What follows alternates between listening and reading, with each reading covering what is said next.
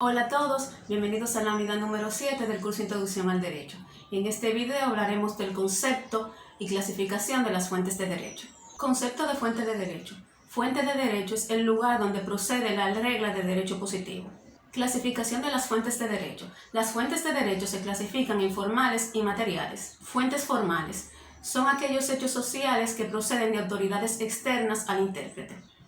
Ejemplo de fuente formal son la Constitución, la ley, la costumbre, la jurisprudencia.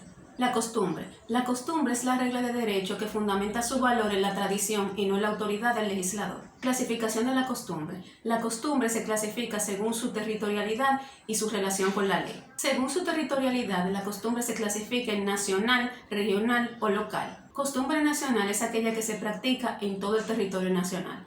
Costumbre regional es aquella que se practica en una determinada región administrativa. Costumbre local es aquella que se practica en una localidad. Según su relación con la ley, la costumbre se clasifica en extra legem, contra legem y propter legem. Costumbre extra legem es aquella que rige materias no reguladas por la ley.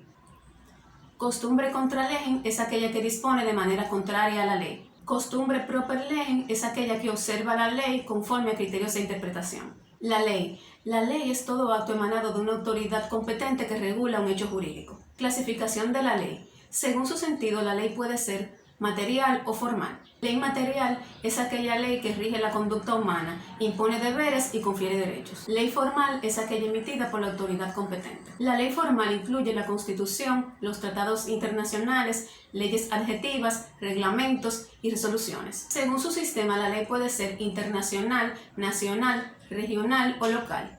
Ley internacional es aquella que regula las relaciones entre dos o más estados. Ley nacional es la que se aplica en un determinado territorio. Ley regional es aquella que se aplica en una determinada región administrativa. Ley local es la que se aplica en una localidad.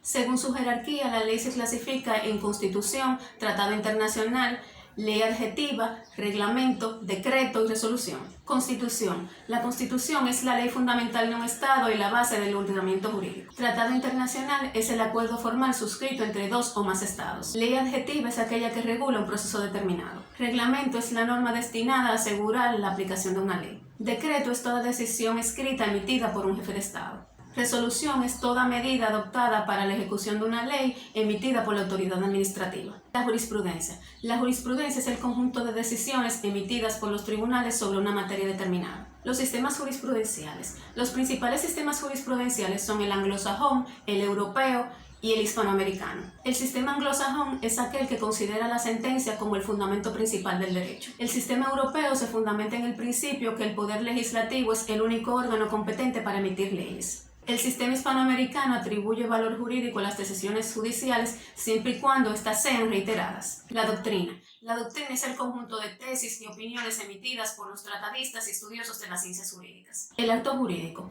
El acto jurídico es una manifestación de la voluntad con la finalidad de provocar consecuencias jurídicas.